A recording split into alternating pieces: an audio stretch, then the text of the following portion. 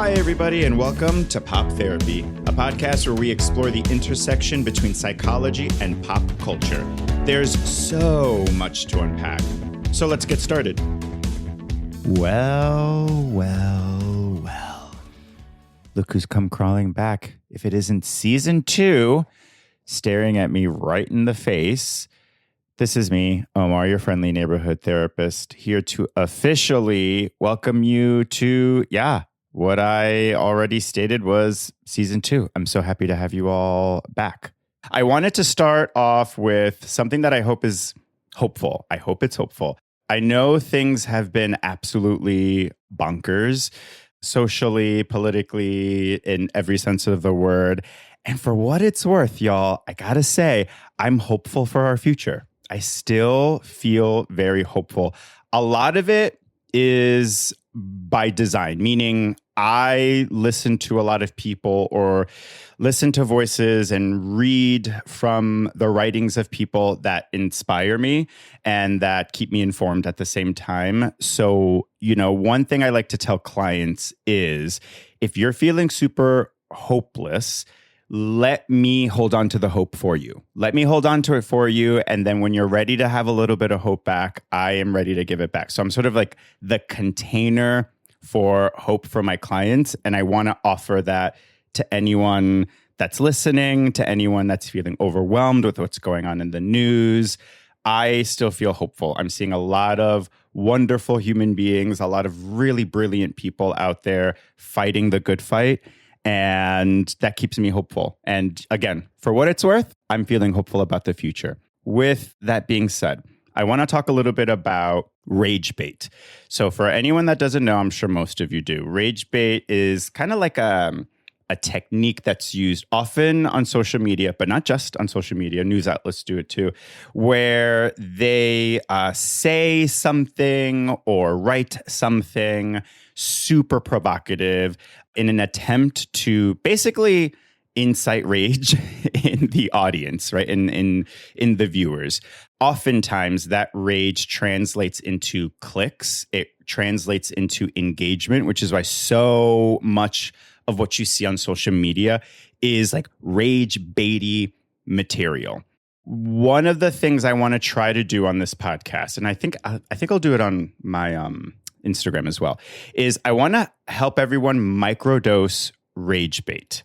I want to help everyone kind of take back a little bit of control in those moments and learn how to emotionally regulate, how to not react right away. A lot of what I'm seeing right now is people being manipulated and coerced through rage baiting. And so one thing I want to try, this is my effort in trying to like give back or do some good or something while I'm here on this earth, is to sort of help everyone not desensitize themselves to it, but learn how to take back a little bit of control and learn how to take back choice in those moments. Okay. So with that being so, I'm going to say something, right? And you're not going to know whether or not I believe this is true. I'm going to say it because this is one of the things that I've noticed like inspires a lot of rage in people. The things that I will pick will almost always be, if not always, be like low stakes stuff. So nothing can matter less, right? Like no one's going to die by the outcome of what I'm saying, by the outcome of this discourse. So what I want you to do is, right, just keep in mind, you don't know whether or not I'm telling the truth. You don't know whether or not I actually believe what I'm about to say, but that's often how it is on social media too. People say shit all the time, and whether or not they actually believe it or they were paid to do it, I mean, who knows, right? So the point is after I say this thing, you are just going to sit with whatever feeling that comes up, and you're going to remind yourself that nothing could matter less. In that moment, you're not going to react.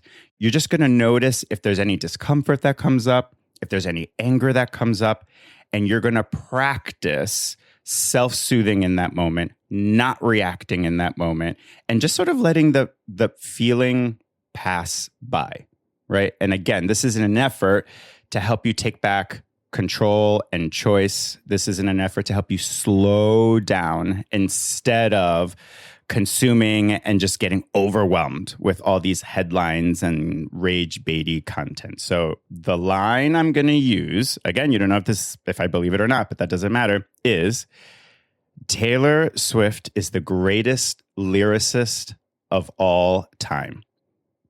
So I'm purposely using this line because Taylor Swift is one of those figures that I find to be quite polarizing. And do I actually believe she's the greatest lyricist of all time? Maybe. Maybe I do. But I'm not going to tell you whether or not I do. That's not the point. The point is for you to just take that in and feel whatever comes up. I want you to relax your face while you're thinking about this. I want you to relax your shoulders. You might be tensing up. Even when you hear her name, you might be tensing up. So take a moment to do a little body scan and just release the tension. And notice whatever comes up for you and remind yourself, could anything matter less in this moment, whether or not Omar actually believes that?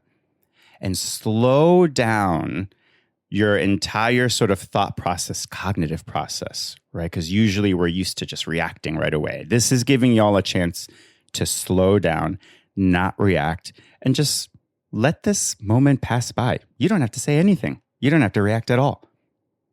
So take that moment to release all the tension in your face, in your shoulders, and just go about your day.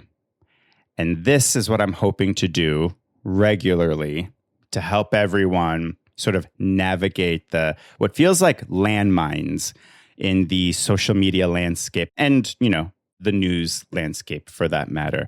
Yeah, I hope you find that useful. I think over time you will. It may seem kind of silly now, but bear with me. I think over time, y'all are going to be less susceptible to rage bait content. That's my hope. That's my dream for you, and that we have more thoughtful conversations and that we do less reacting and use more discernment, essentially. So with that being said, I'm so excited to introduce my first guest of season 2. He is a comic. He is also a senior culture writer at Newsweek. He hosts a podcast where he's interviewing all sorts of really fascinating celebrities, reality stars, influencers, and the like. Again, I'm so glad to have him here. I mean, this is a pop culture / mental health podcast, so obviously I have to have a pop culture expert on here. Please welcome into your hearts, H. Alan Scott. Oh my God, I'm breaking the cherry of season 2. Yes, you are. I love it. Yay. I love it. I'm trying to think of season 2s that I've really enjoyed of television shows. I really enjoyed Sex and the City season 2. Ooh, oh my God, season 2 of The Office is fantastic. I mean, there's so many. The Sopranos. Yes. Buffy the Vampire Slayer. Season 2, yes. I believe, I could be wrong. I believe season 2 was its highest rated season of all the seasons. I believe. It's not my number one favorite season, but yeah.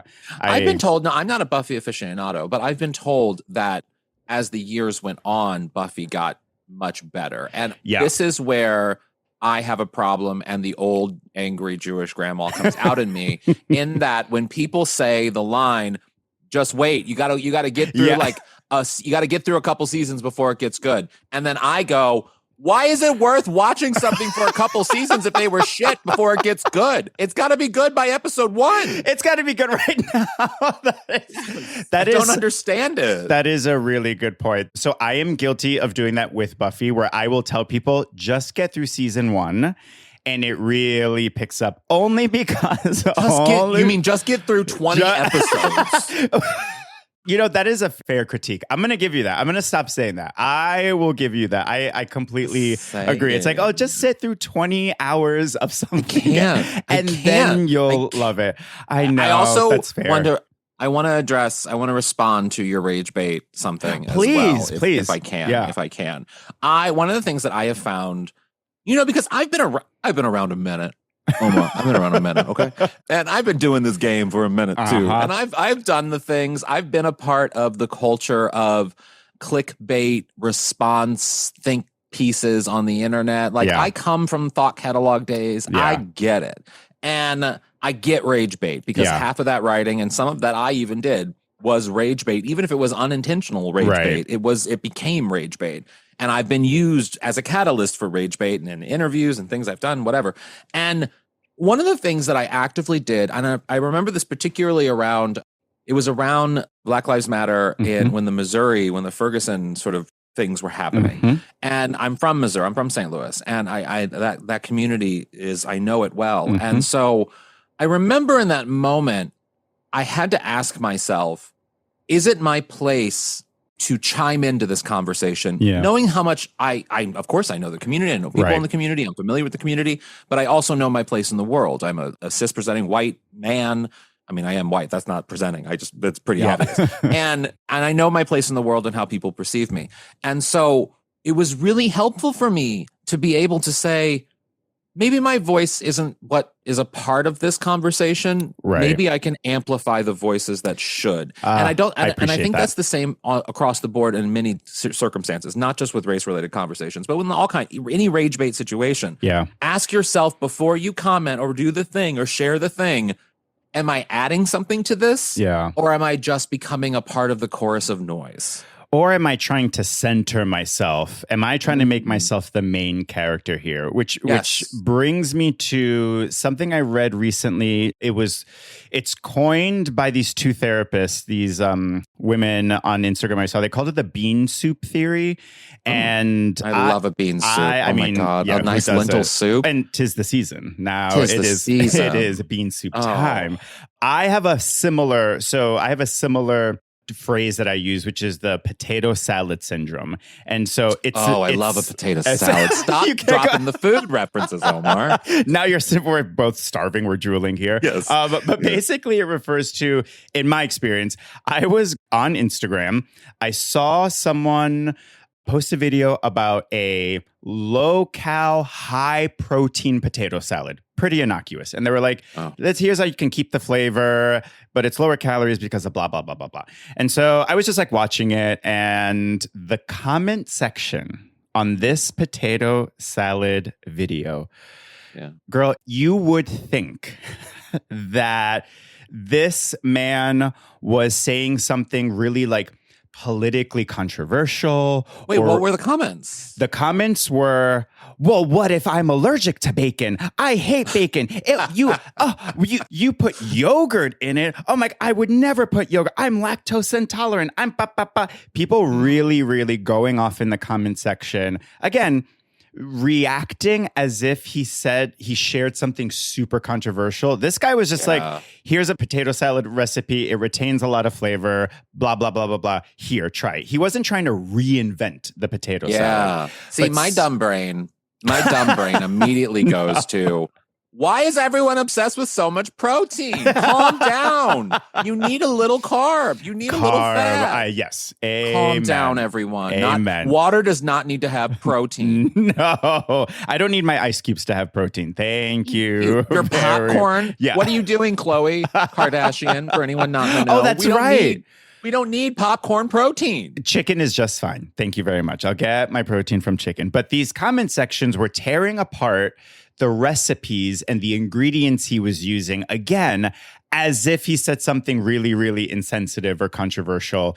And so it mirrors this idea of the bean soup theory, which is, again, someone posted a recipe about bean soup and people were going off in the comments being like, but I'm allergic to beans. And it's this phenomenon where people will see content on social media and make themselves at the center of it and make the content almost like about them. I see that.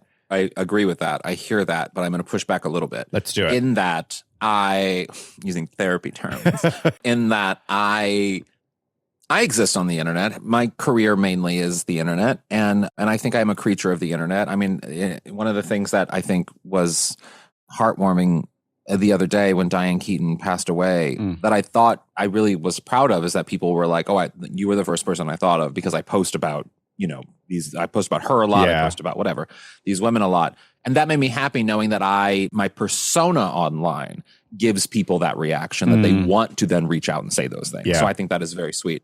And I thank them for that. But I say that to illustrate a point that oftentimes there is this is it parasocial? There is this relationship that we have with people online where I'm presenting a very particular and intentional part of myself online. And I'm doing it in a professional capacity through my comedic journalistic lens, that I'm giving you a part of my life. But you don't know anything about me online. You don't know my real life, really. You don't know who I am. But people will respond in a way, oftentimes, sometimes inappropriate, sometimes a little too personal, sometimes a little agitated, because they do have this daily relationship with you in a very specific and intentional way. And it becomes personal. And I always try to remember that for some people who don't have don't do what I do, they don't see the internet in this way. They literally see me as someone who they can reach out to and respond to about whatever. And I get that. I also create a safe space and a line in which I won't cross. But at the same time, I understand where they're coming from. So if somebody, for example, comes at me and says, which is a comment I get often, you'd be so much more handsome if you weren't wearing makeup, or you don't need to lose the weight, or you don't need whatever these things. These are inappropriate things to say to me. And yet, because they have this personal relationship with me, I understand the intent of where they're coming from with these things. Right. While also recognizing that it is not appropriate. That is so well said, because as you put yourself more and more into the public sphere, I think that psychological approach is necessary to understand that while it may be a parasocial relationship, it's still a relationship. And that a lot of what people are saying to you comes from that space of them feeling really close to you, or them feeling seen even though I'm not doing anything to them. And I think that's like that's one of the more heartwarming sort of experiences on the internet when it comes to parasocial relationships. And then there are ones that feel and sound nastier or crueler, where people they get really, really angry and they sort of lash out, which is a little bit more of what I saw on the potato salad recipe, of people getting like really angry, as opposed to, just sort of looking at the ingredients and thinking, oh, well, I don't do pork, so I'm not going to do pork. But then writing in the comment section almost like, how dare you add pork to this recipe? And so the ability to be able to say, oh, this is not for me, so I'm going to keep scrolling. Or, oh, this isn't or I'm allergic to bacon. Okay, well, I'll use turkey bacon, right? The ability to be able to have that process on your own when you're consuming content, as well as someone in your position being able to understand what these reactions are actually about. Like you said, it is a dance. It's a bit of a tightrope walk for sure. Yeah. And in my own sort of effort or attempt to help with emotional regulation, I mean, it's part of my job, is why I'm so interested in helping folks. Well, one, I'm really interested in understanding rage bait more. And also I'm becoming more and more interested in helping folks self-regulate during those moments and make, again, and use more discernment versus a reflexive knee-jerk reaction, which rarely gives you the effect you want it to in the first place. Yeah, totally agree. So it's just especially when it comes to, I mean, and we'll chat about this more, but especially when it comes to celebrities, it's similar to what you were saying. Because it's very public facing, but very artistic at the same time, there's a lot of elements at play when we talk about a celebrity. So you've done a bunch of interviews with celebrities. I'm curious. I mean, actually, let me start out by saying this. So I'm looking down because I have my notes here. One of the things that I realized was happening to me as I was looking through your work and just getting a taste of your history, your work, who you've worked with, and your style, there were so many questions that came up for me, so many things I wanted to talk to you about. I was like, oh my God, I want to talk to him about this. Oh my God, I want to talk to. So, I mean, I just want to say, I think that's a testament to you, to how much good work you put out there, because there were so many, we were audiences before we actually started recording. We were talking about the length of podcasts. I could easily see myself doing a 2-hour podcast with you, even though you were like, absolutely not. I hate 2-hour long podcast, which I totally get. 2 hours is a lot. Oh my God. I become a diva with something. If I tell, like, I've gotten to the point now where I tell people I have a heart out. I have a heart out. No, even when I don't. No, good for you. Good for you. But you've done so much with your career that like there's so much I want to talk to you about. But in any case, again, I think that's a testament to just how versatile you are and just like all the good work that you're doing. One of the things I wanted to talk to you about was this idea of the movie star. Yes. So you recently interviewed Keira Knightley, and one of the things that you mentioned was, oh, this is like a star. Like she is a star, which I agree. I've heard like there's some secret society I'm a part of.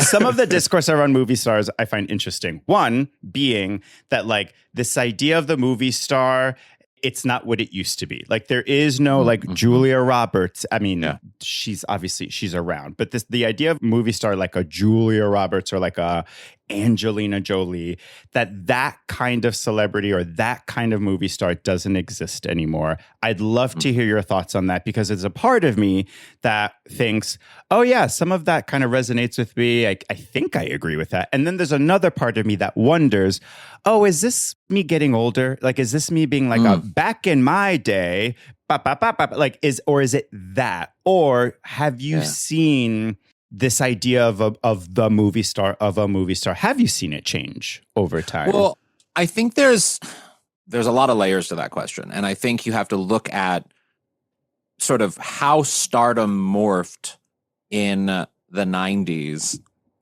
going into the aughts, and then the introduction of social media. And I think social media was a big part of the dismantling of the idea of the superstar. You know what I mean? The George Clooney's, the Julia Roberts, the Denzel Washingtons, those people.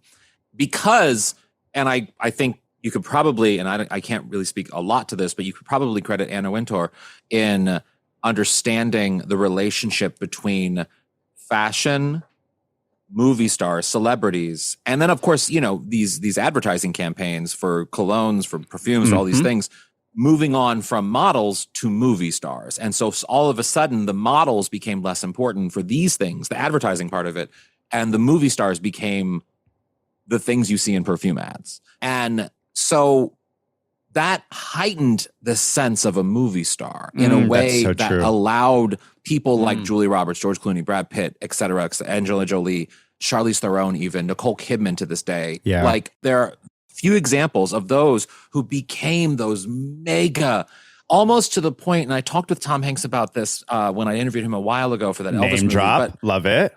You know, it's just reality. Gotta do what you gotta do. I love it. But about how, while Tom Hanks is a very good actor, so much of what Tom Hanks and Julia Roberts, George Clooney, et cetera, have to do is they have to find that dance between the star that we know and relate to, which is the person, versus the character they're playing. And we don't have a lot of that these days because of actors and creative people.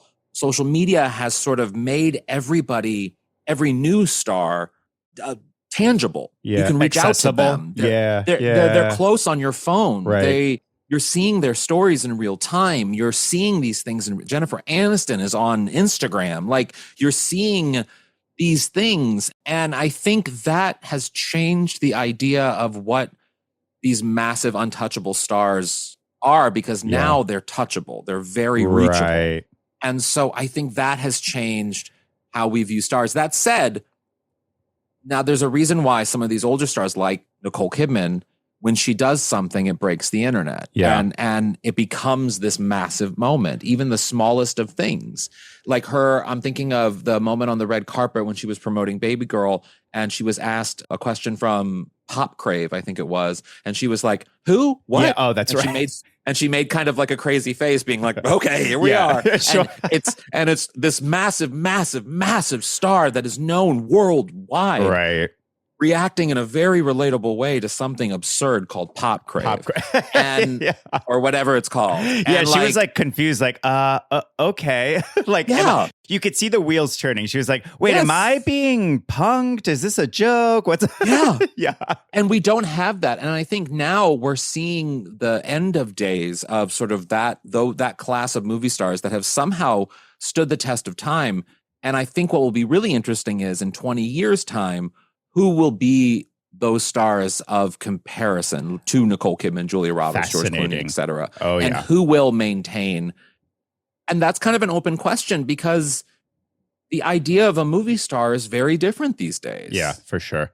And it's a really good point. The role that social media played in making these movie stars, celebrities more accessible and more relatable, like the impact of that. Because you're right. I think there was a untouchability. There was like almost like a mythical feeling to a lot of these movie stars that I think added to the idea of a movie star. Speaking of, I of course have to ask you, you've interviewed so many like icons, legends, incredible individuals. Is there any one interview that you consider to be the most memorable or one of the most memorable interviews for whatever reason? Maybe they surprised you or maybe they were exactly the way you hoped they would be. Do any come to mind? Yeah, two come to mind. And these are the two I often reference. The first is Bette Midler. I grew up like obsessed with Bette Midler on a level that I have her, Rosie O'Donnell. There's a few people that I've shaped my comedic brain after, my the way I just conduct myself, the pop culture that I love. It is defined by her. Talk about a movie star. I mean, yes, exactly. We'll talk about an all-around star. I mean, like an entertainer. I mean, just on so many levels. And she was tangible both on screen, in records, on television. I mean, she hit every box. And so I was really nervous. I've interviewed her a few times now, and humble brag. And but the first time I remember I went into it, and I was very nervous. It was for Hocus Pocus 2. And, her team knew how much she meant to me. Like her team knew I made it clear this person is big for me because that was part of my pitch is that like, I can't do this without someday talking to this woman. Yeah. And so I need to make this happen and I'll do whatever I can to make this happen. And I'll do whatever you want to make this happen. More so is really what I said. And so they went into, and she was so giving and she was so, and what I thought was so interesting about her, and this speaks to, I think, an actual sort of like mental connection is that when we're a kid and you have these stars that impact you, it makes a massive, massive difference in your life. They like imprint on you. There's an imprint that they have on you. I mean, going back to Tom Hanks, even like watching his acceptance speech for Philadelphia and being a little gay boy and knowing that I'm somehow connected to what he's talking about, but I don't know why. Right. And the impact that him in that performance, while he acknowledges today a queer actor would be playing that part, I had to then say, but no, in that time, in that era, it was actually very important for someone like you to be playing this part, and the impact that it has on an entire generation, not only of gay men, but of society in general. And there's power there. The power of the star in that moment to actually be an agent of change for good is actually, I think, a really interesting thing. And Bette Midler was kind of like that for me. I mean, not in that same way as Tom Hanks, but like she was just influential in that, I didn't have the best home life when I was a kid. So I turned to a lot of these stars to sort of be the outlet for distraction. And I didn't tell Bette Midler all of that. I have since. But that in that moment, I was just sort of explaining to her why she was so big and important and everything. Anyway, so the interview was fantastic. She was fantastic. And then afterwards, now this doesn't happen. I'll say preface this by saying this. This doesn't happen all the time. But a few weeks later, I get a box and it's just a really lovely note from her just saying really amazing things. And then it was just everything signed, everything that she could possibly get. Oh my gosh. And I share that to then say that A, meet your heroes, but B, like there is something about, she recognizes that her career is because of people, fans like me. Right. And instead of just receiving it, which is totally fine for her just to receive, just receive the love and move on. Yeah. She follows through and executes it in a way that I think is really special. That is so incredibly heartwarming, especially given the impact that her artistry has on little gay boys, had on little gay boys. For you, you mentioned that some of it was like a lovely, helpful distraction. I would also imagine that a lot of it also felt healing or healing and whimsical at the same time. I don't know. That's what I think of when I think of things as a little gay boy that, as you know, as we said earlier, almost like imprinted onto us. There was something about it that always felt whimsical and where I always felt a little bit seen and not quite so alone. The distraction was also huge for me. It was really, really helpful. But what was also incredibly touching was the part where I was like, there's for some reason I feel less alone. I'm not exactly sure why. I don't have the language to define this or talk about this because, you know, you're like a little kid. So I'm imagining that was also a part of the experience for you as well, watching folks like Bette Midler. 1000%. I mean, and even just speaking about Diane Keaton, like, you know, I wrote a paper on her in 7th grade just because it was one of those free, those like reports that you could just like write whatever you wanted. Yeah. And I was so obsessed with Diane Keaton that I wrote it on Diane Keaton. And so there is this impact that they have on you in a way. And so when Diane passed away, it hit me hard, not because what it says about me and my life and getting older and these things are going to happen and all these, like, you know, Bette Midler's going to die. These people are going to die. And you know that, of course, you know that. But it's this idea of, you know, their aura having an impact on you and what it says about your life. And then when that light is gone, when that person is gone, they just become this very tangible memory, but they just become this memory. But there's a sadness there that is just like, it's just heartbreaking because, you know, you want them to live forever and they can't. And, but you think back on sort of the stupid things you did obsessing over them over the years, like getting out of school early to go see the first showing of their films, even the bad ones, or writing the paper or any, you know, whatever it is. And they become these sort of touchstones in your life that then, you know, I think back when she passed, it makes me think of all the other moments that her content, her things have impacted my life. And it makes me then think about my life. Yeah. And I think the power of nostalgia in that way is really, really, really heavy. Yeah.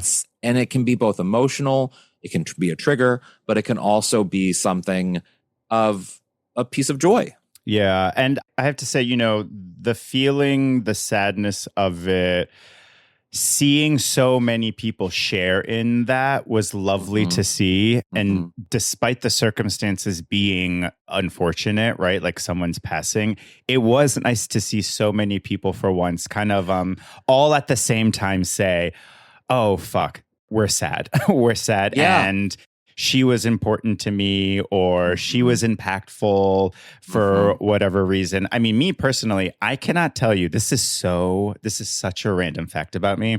I cannot tell you how many times I've seen Baby Boom. Oh, yeah. Like growing up randomly. I would we're talking definitely maybe close to triple digits at this point.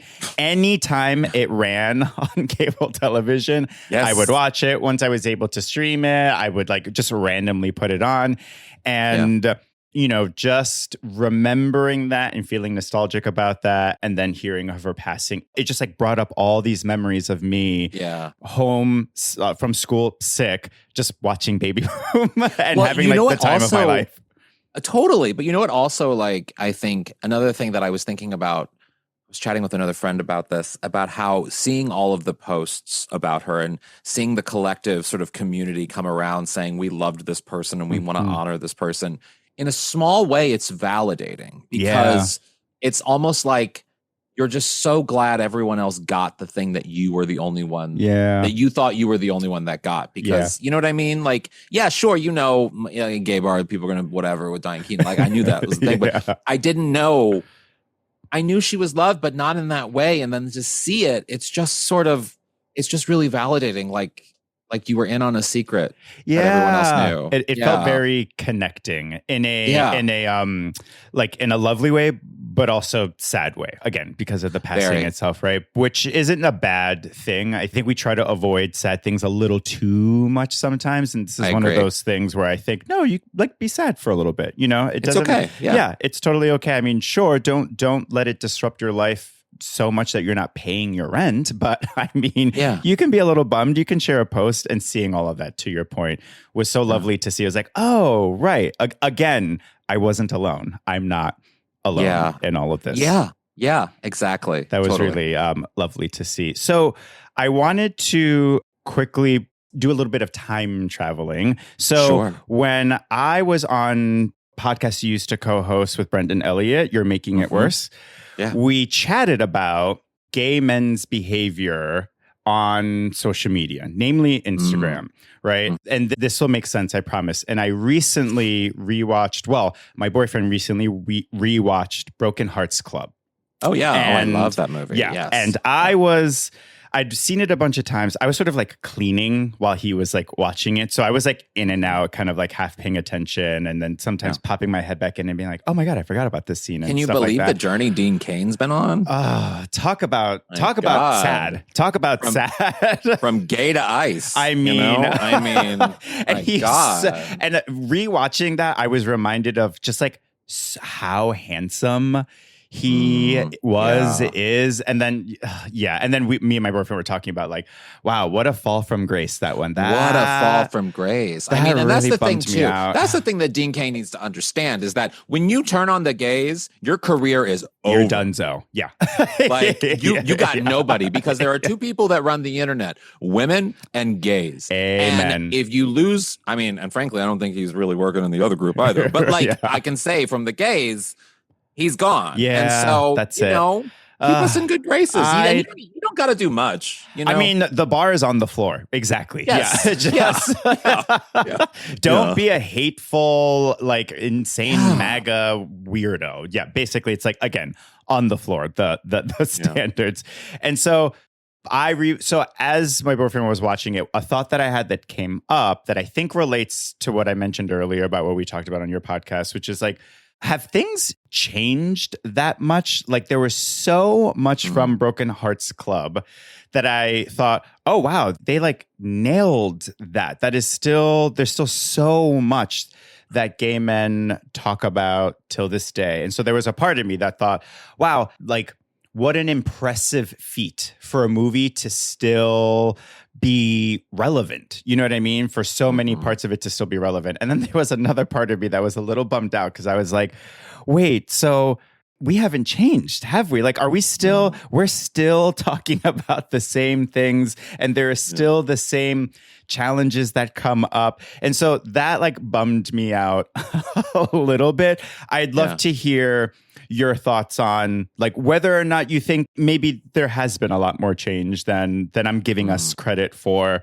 Yeah, take it away. Well, I think change is sometimes overrated. Yeah. And I think I will say I do think that sometimes, I mean, listen, I made a career out of nostalgia, so let me know. Let you know, change is not something that I'm necessarily eager to go through. But that said, I do sometimes think that we put so much on like evolving, which is good. Evolving is good, but it's also like, don't force it. And I think when marriage equality happened, there was this shift in, and I only want to speak for the male portion of the queerness in this respect, because I feel like women were doing it very different. Lesbians were doing it very different from years before us. But there was this push of normalization of monogamy, of marriage, of children, of all those things. And those are wonderful things if you want those things. Those are wonderful things. But there was this sort of, it became almost this, I wouldn't say pressure, but expectation that, well, of course you're going to. I would say pressure. I think that's accurate. Yeah. And I think for years and years and years, the modern dandy gentleman has been a counterculture figure in every respect of the word. Even the basic ones have been counterculture. Even the bankers out there in the 1970s who were going to Chelsea Pier to get a little tickle, even those dudes were counterculture, even though they were living a life that was very much like, you have a good job, you whatever. Right. And so I think we often forget to celebrate how weird we are. And it's like cool to be a little bit not like everybody else because everyone else has been doing the same thing for thousands of years. Right. We finally are in a place in our society where we can openly be a little bit different. We don't got to be like them. And so I think there's just so much attention on like evolving into being basic. That I'm just sort of like, shut up. Chill out. Chill out. You know, like I'm okay if I want to live this, if I want to be doing the things that I'm doing in the 20s, in my 40s and 50s in a safe, consentful, of course, way, well then what's wrong with that? Yeah. Here's to being a little bit weird, right? Because I think that, and that's one of those things that can apply to anyone, everyone. Be a little bit weird, and you do not have to rush to evolving. I mean, let it happen. Sure, the pursuit of being, quote unquote, better, happier, healthier, all that stuff. I think the pursuit of that, I think it's like a noble pursuit. There's also something to be said for slowing down and just like taking a break from the pursuit of it and letting life kind of life for a little bit. Well, and I think Diane Keaton, going back to Diane Keaton, is a great example of that. That is a woman who never married, who adopted children in her 50s on her own. Yes, she was wealthy, so that was probably very easy for her, but still, like she continually lived a life unconventionally. In a very privileged way, but yet still unconventionally. And I think that's kind of cool. I think that's kind of cool. I don't need to have kids or like do the things that my siblings are doing, even though every time I go back to visit my siblings, it's just sort of like I'm reminded. I don't even care if they hear this because they've heard me say it before. I'm reminded how basic and boring. I just can't like. It can be. I mean, and God bless. There's also like a lot of love in being boring too, and I think that's good. But of course. I need to. Not for me. Yeah. Exactly. And embracing that. I think that's wonderful. Embracing the parts of you that aren't quote unquote mainstream. You know what I mean? I will say I have noticed since we spoke on your podcast about gay men. So listeners, when I was on the podcast You're Making It Worse, we chatted a little bit about this thing that gay men do sometimes where the caption would be something really spiritual or really like a quote from Gandhi or something like, be kind to one another. It'd be something like that with the picture being of them like in a Speedo, naked, Pubes. right? Pubes. Yes. Pole and hole. What did my friend say? Bush on Maine. Bush. Bush on Maine. Precisely. And the, I guess you could call it the juxtaposition between this like very obviously thirsty picture, which is totally fine, but accompanied by a caption that seemed completely irrelevant to the picture, and almost it felt like an attempt to legitimize the picture itself, right? And one of the arguments or one of the things we chatted about was just do the picture. You do not have to quote Mother Teresa. You don't have to have some like spiritual or like mental health therapy like line or quote in there. You don't need to validate it. You don't have to validate it. So what I was thinking as I was preparing for this, interview was the fact that I feel like that has changed. I think so too. I fully agree with that. Okay. I was going to say that. I think you're right. And I think maybe COVID might have had an impact on that. In that, I don't know, but like that's a good point. There is this element of, I think we stopped, and maybe Trump had an element on this too, but I think we stopped caring about what people think of us.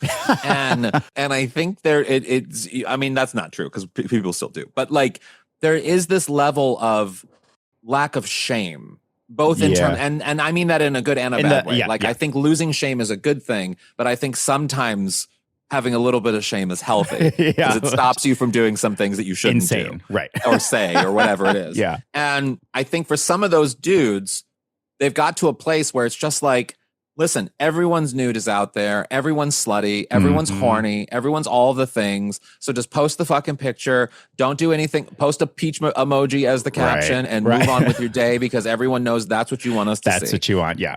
And you know what? I say God bless. I want to see it. I want to applaud it. I want everyone to be as slutty as they want to be. I am Amen. gay. Amen. I've seen a lot fewer captions that feel absolutely irrelevant or random. Same. And it is just a hot, slutty picture. And sometimes there isn't even a caption. Sometimes it's just like, hump day. And I'm like, great, I'll take it. And you know what I'm seeing? You know what I'm also seeing that I actually find really refreshing? I mean, of course, the gay dudes are doing it all the time, left and right. They've been doing it since the 70s when the gay banker was getting blown on the Chelsea Pier.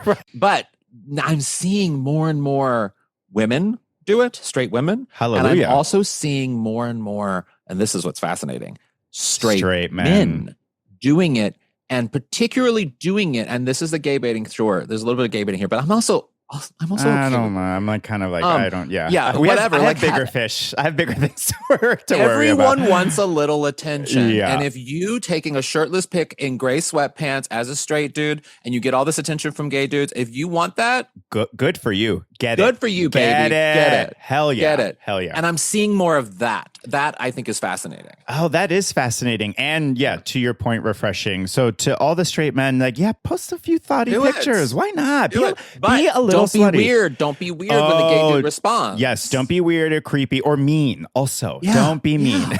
But feel free. Be a little slutty on Instagram. Why not? So I'd like to attribute that to you, Brenda and Elliot. You helped pave the way for that change. I think only I did, because I know them. They're not as forward in that way that I am. I'm definitely like, I want everyone to be as slutty as they can be and do it unabashedly. Yeah. Whereas Elliot will have a crippling mental breakdown of, what does it mean? I'm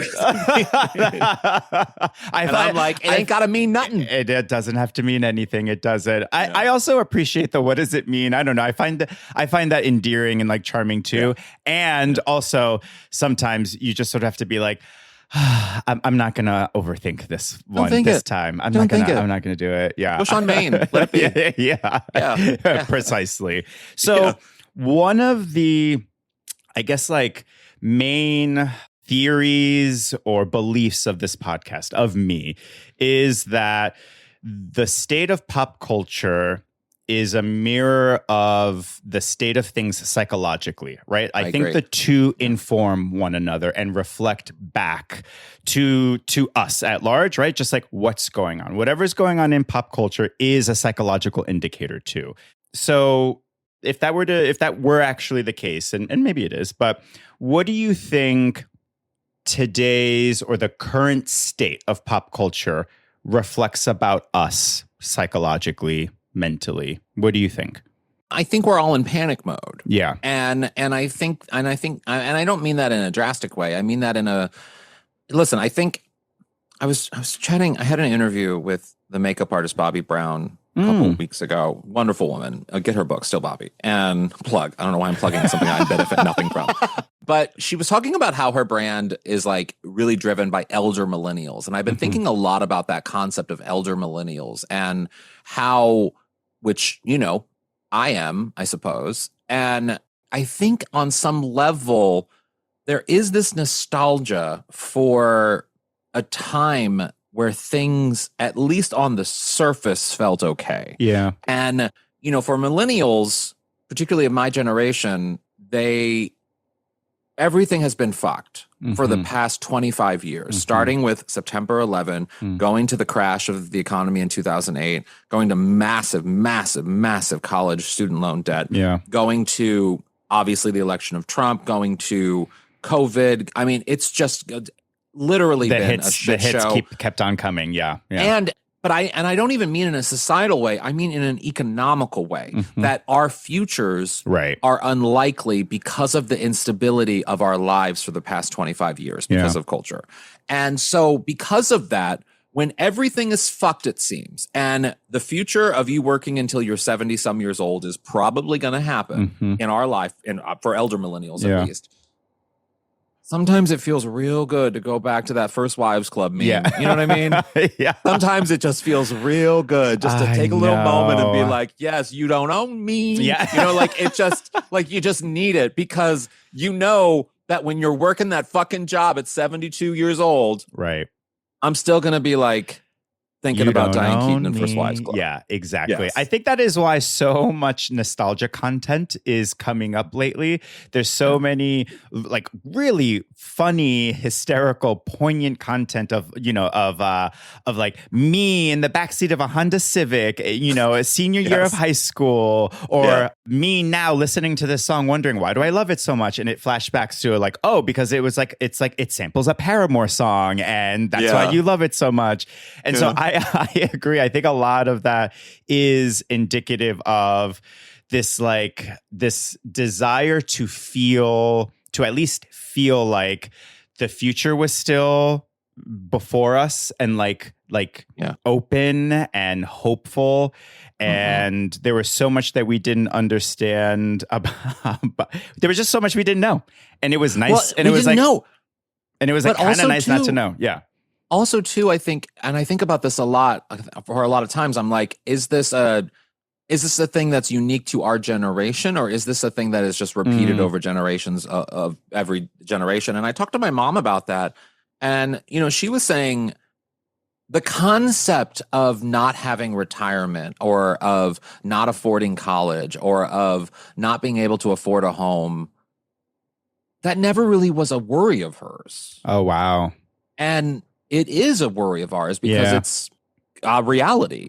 And that to me is fascinating, that like we are quite literally living in a generation of people who, and of course there have been other generations that have had worse things than we're living through. We are very privileged in a lot of ways. But that said, the immediate generation above us had a very different life expectations than what we have.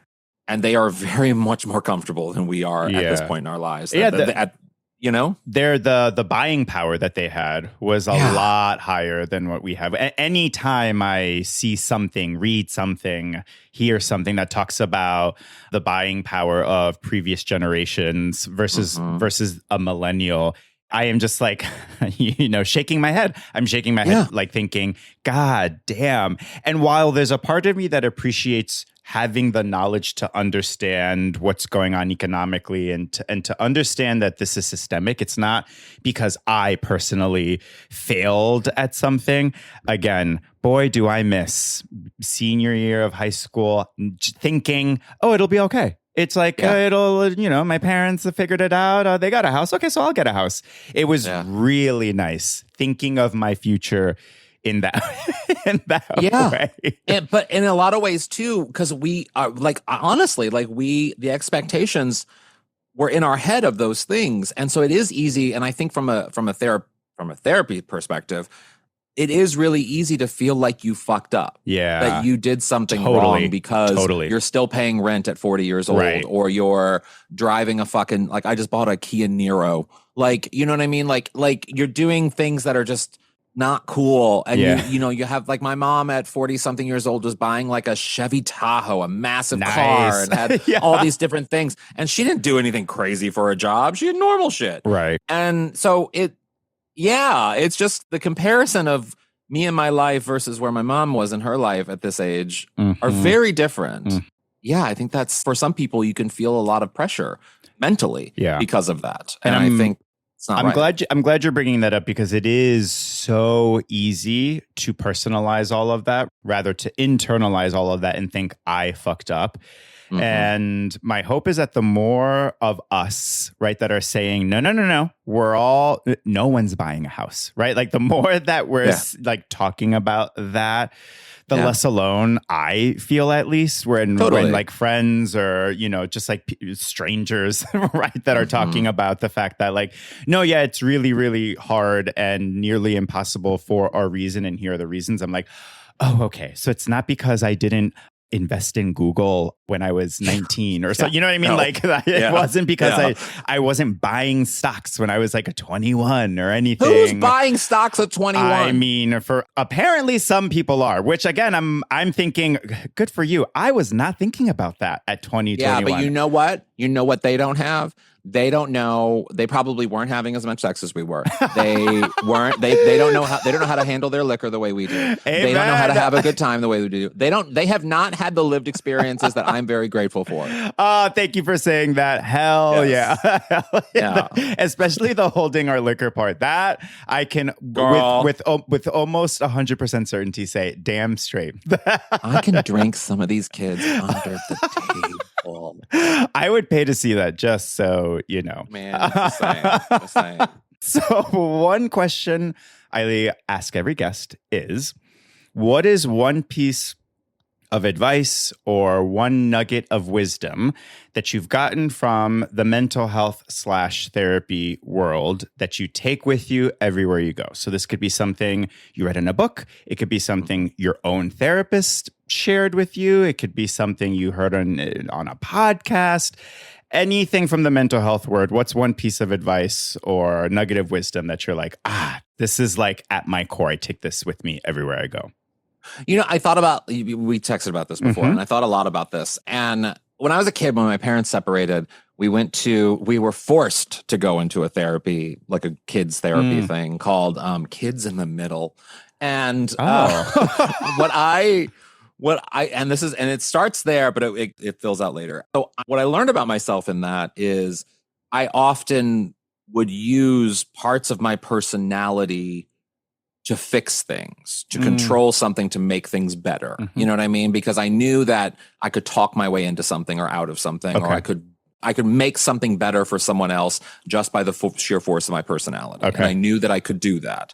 And so I learned that there are some things you can't have control of anything in certain situations. And that's where it started, but I still didn't quite get it. And then when I was trying to think of like how I really learned to give up control, like how I really learned that I can't control everything. And I think it really comes down to, and this is so dumb, but I was a smoker and I missed smoking every single day of my life. I loved smoking. Oh my God, it was the coolest thing I ever did.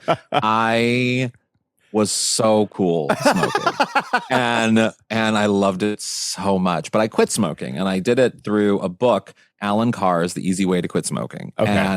And I recommend it to everyone who ever wants to get off any sort of addiction. It's just fantastic. But one of the things that the book really taught me was that this control that you're seeking to stop the thing that you want to stop doesn't necessarily, you don't need to feel guilt about not being able to stop the thing, because there's quite literally a monster inside of you. This is how he describes it in the book. Begging you to feed it in some capacity, either through a cigarette or whatever you're doing. Right. And you have no control over that monster. The monster. That monster is always there, but you do have control over the actions in which you choose to do. Correct. And so having intentional choice over things that I can't control actually helps me. So like losing control a little bit. Yeah. And understanding how to lose control through thoughtful, intentional, learned experience choices, I think has been my biggest lesson. Going from Kids in the Middle to Alan Carr. That's the Kids in the Middle to Alan Carr. Yes. Lord knows you can't have one without the other. So no, you can't. You can't.